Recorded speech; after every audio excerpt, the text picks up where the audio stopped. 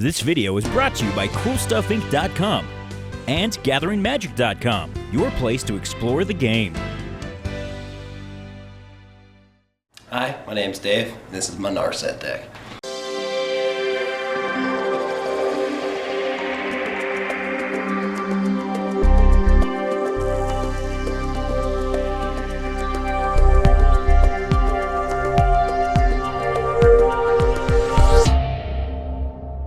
So this is Narset. Casting stuff for free is rad. We got some high costed stuff in here, so let's get in there. I'm running 37 basic land, or 37 lands, 18 of which are basic. Reliquary Tower. I hate this card in here. I don't know why I run it. I think it's just because I'm like, ooh, maximum hand size from just a land. But I generally don't like having things in my hand to begin with. Prairie Steam, it's good. Need a lot of fix for Narset, because it's really important to get her out on the curve. Same with Rupture Spire. Wind Crag, because I'm poor. Swiftwater Cliffs, poor. Cove. Glacial Fortress. I love these cards. These little set of lands. Yeah, just a lot of enters the battlefield tapped lands, bounce lands, filtration. Ghost Quarter gets rid of, lands you hate. Same with Strip Mine. Guildgate, remaining poor. More Guildgate. Shelf, another bounce. Command Tower, because it's amazing. Boros Garrison. Okay, so we're into sweepers. Supreme Verdict is probably my favorite.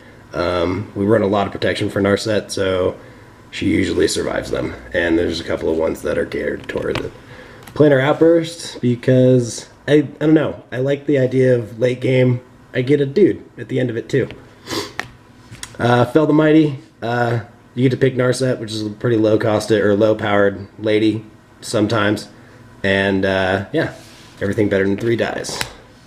I will be choosing Narset, and everybody else gets to choose one too. And it's got a flashback cost, which is rad. Winds of Rath. She's usually wearing a pair of pants, so she'll probably survive that as well. I run a couple of token generation effects because I don't run any other creatures in there. It's just her, and it's good to have some chumps on the backswing because she's not vigilant most of the time. So yeah, Sacred Mesa, making Pegasus Sasai. Thopter Spy Network. I got this card and I kind of liked it because they fly and they're flying chumps. It's pretty rad. Mobilization, putting dudes in there, which I actually want to replace with Assemble Legion. Ugin's Insight.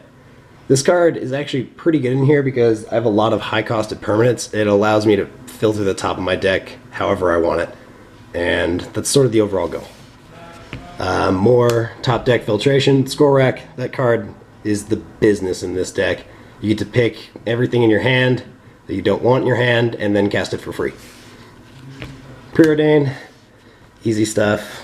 Sensei's Divine Top, same deal. I usually will throw the top back on, so I give people a lot of chances to destroy my top, but I usually chunk lands out that way and then just recast my top for free.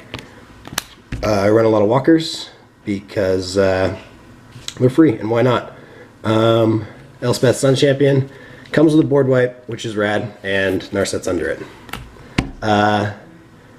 This Ajani I want to replace with the actual Planeswalker Narset because I think that's themey and neat. And yeah, he's not that relevant except for when you're trying to do some massive commander chunks.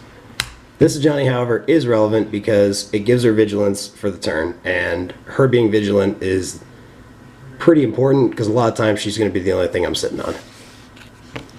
Chain Veil to do Planeswalker stuff multiple times. Nahiri, she lets me free cast Argentum Armor and makes dudes. It's great. Tez untaps artifacts, which is great for Chain Veil, and him and Ral Zarek do gross things together with Chain Veil. Fencer, I like to blink out.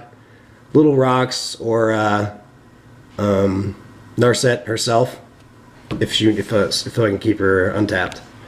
Ral Zarek, like I said, with Tez, you can take infinite turns. You can just kill people. It's gross. But I don't run any tutor to get there. And so it's not like a win con or anything. It just happens that way sometimes. Chandra, she's the other like planeswalker that can kill you with a Chain Veil loop.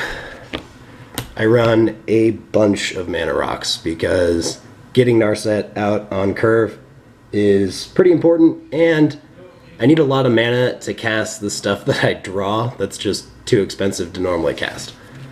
So Gilded Lotus, the obvious. Love this card. Love Dynamo. Dreamstone Hedron, baby Dreamstone Hedron. Mana Vault. Single target removal. We have Oblation. Our play group still rocks the tuck rule because, I don't know, we're men. Return to Dust, great. Enchantment, artifact removal. Condemn, again the tuck. Rapid Hybridization, nothing feels better than turning something very relevant into a 3/3 frog. Afterlife, nothing feels better than turning something relevant into a pretty irrelevant spirit. Flies though. Protection from Narset. We got a lot of these. Says, I hate it when she dies to combat. It sucks. So Unquestioned Authority gives her protection from creatures, and what that generally means is she's beating in for free. Past in Flames, you are ahead, but he lets me get back all sorts of stuff. More fun ofs, we have Clone Legion, which I think is a very comical card, and you take whoever is the most relevant board state, and you have that board state too. It's nice. Stolen Goods, another fun of. 3 Dreams, this will pick up the rest of the protection package for Narset. And Eldrazi Conscription, which 3 Dreams also finds, and that on Narset is disgusting. Argentum Armor on Narset is disgusting. Feast and Famine on Narset is disgusting, especially when we get to extra turns. Into some Pillow Fort stuff, we have Sphere Safety. This card's really good because I run a lot of enchantments. So it'll cost them oodles to attack me. More Pillow Fort with Norn Annex. More Pillow Fort with Ghostly Prison. Prison Term. Free casting stuff to make your dudes irrelevant. Arrest, same difference. Whisper Soak to Protector. Dark Steel Plate to Protector. Gift to Protector. Indestructibility to Protector. Holy Mantle also to Protector and gives her a nice little buff. Omniscience because I hate my friends. Which is part of another infinite loop. We'll get there. Temporal Trespass. It's nice. Take an extra turn. Yeah. More extra turns. More extra turns. And Aggravated Assault. With Sword of Feast and Famine, you will win the game. Another extra turn effect, which is nice because it has Rebound, so it's 2 extra turn effects, all for the low cost of nothing. Into the Infinite. That and Omniscience wins the game a lot of the times. I also run a few cards like these, just pull over and take other people's stuff. Corrupted Conscience, same way, except it gives it Infect. Followed Footsteps, which is comical, because you just keep getting more and more. And Mind Control. Thanks for watching CMDR Decks. Please subscribe and like.